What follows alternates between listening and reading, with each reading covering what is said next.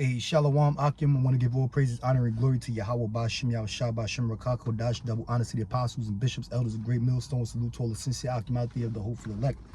Right? Yeah, man. You know, I ain't got no particular topic, no real topic going to. So let me see where the spirit leads me. All right. I'm gonna start off with Zechariah chapter 11, verse 4. It reads, "Thus saith the Lord my power, feed the flock of the slaughter." All right.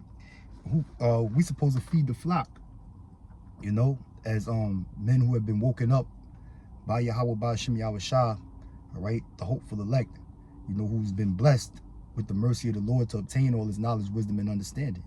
All right.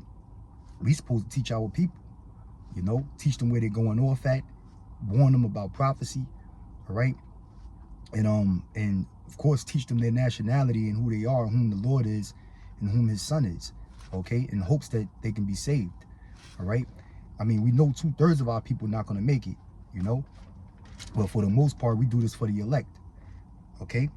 It says, "Thus saith the Lord my power, feed the flock of the slaughter, whose possessors slay them and hold themselves not guilty." Now, so-called blacks, Latinos, and Native Americans, you got to ask yourself, who has you in their possession? All right. Is it not the so-called white man? I mean, I know a lot of you Latinos, you got your countries that you can retreat to. Some of y'all get deported to, all right, down there in South America, Central America, and the Caribbean islands, okay? But the Native Americans, you got your reservations or what have you, where you think you got some kind of sovereignty, all right? Even you West Indians and Haitians have islands you can retreat to. So sometimes you don't feel like you're in the possession of the so-called white man.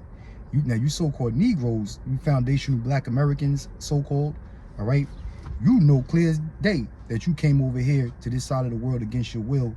And, despite 1865 with the Emancipation Proclamation, the so-called white man still has you in his possession. If you work a 9-to-5 job, some of you have to work 2 jobs just to make it, right? Both members of the household, the mother and the father, got to hold down a job just in order to cover bills, all right? And commute back and forth to work. With the rest of the money that you got from your paycheck, is very little liberty that you have to be able to deal with that money. That's because the so-called white man has you in his possession. You're in his possession, okay? You have no freedom in all reality, all right? You're still a slave, so to speak. That's why the Lord said, whose possessors slay themselves and hold themselves not guilty. The so-called white man doesn't feel guilty, all right? He doesn't feel guilty. That's why he got his rogue police force to continuously murder innocent Jakes, all right? You innocent Israelites, you so-called Negroes, Latinos, and Native Americans all throughout urban America, okay? And rarely charges are brought up. And if charges are ever brought up on those cops, they usually get acquitted, okay? They usually wind up getting acquitted, okay? So they hold themselves not guilty at the end of the day. They say they were justified in killing your black asses, all right? That's why the Lord is going to destroy the nation of Edom, the so-called white man. That's one of many reasons why, okay? To avenge his people. Who are the Lord's people? Once again, you so-called Negroes, Latinos, Native Americans, all right? It says, "And they that sell thee say, blessed be the Lord, for I am rich." And who sold you? The so-called white man sold you. How did they become rich? Or for the transatlantic slave trade, all right? Selling you so-called Negroes, exporting you out of Africa, or getting you from the west coast of Africa, shipping you over here to the Americas where you were imported and sold on auctioning blocks, and that's basically the foundation of the big banks in America today, all right? You got JP Morgan, right, which Chase Bank is part of what that was founded off of, all right? Harriman Brown Brothers, Wells Fargo, Bank of America, all of these big banks, the Federal Reserve central banking system in America, all of this was brought up off of slave labor due to the history of the banks, all right? And how the so-called Jews are the ones who financed slavery in America, all right, and set up the big banking institutions, you know. So they sold you and they say that they are rich. You know, they got rich off of you. Human trafficking. Matter of fact, let me get Ezekiel 28 real quick. And I ain't gonna make this a long video. I'm about to end this video real soon. All right, I'm gonna get one scripture real quick. This is Ezekiel chapter 28, verse 3. It says, "Behold, thou art wiser than Daniel. There is no secret that they can hide from thee." All right. Yeah, the so-called white man has become wiser than Daniel, in which, if you know anything about the prophet Daniel, he was able to interpret dreams. Okay. He was able to interpret dreams. He prophesied the downfall of many kingdoms that would come after him, including America, you know, all the way up to the foundation in the birth of the Lord's kingdom, which is the kingdom of heaven, which is an eternal kingdom that's going to last forever. So the Most High showed Daniel all of this. So Daniel was a prophet that was exceeding in wisdom, knowledge, and understanding of the Lord's word. Okay. But the so-called white man has become wiser than Daniel. There's certain things that the so-called white man can do through technology on the left-hand side that Daniel was not able to do. All right. It says, "With thy wisdom and with thine understanding, thou hast gotten thee riches and hast gotten gold and silver into thy treasures." You know, and that's what the so-called white man has done.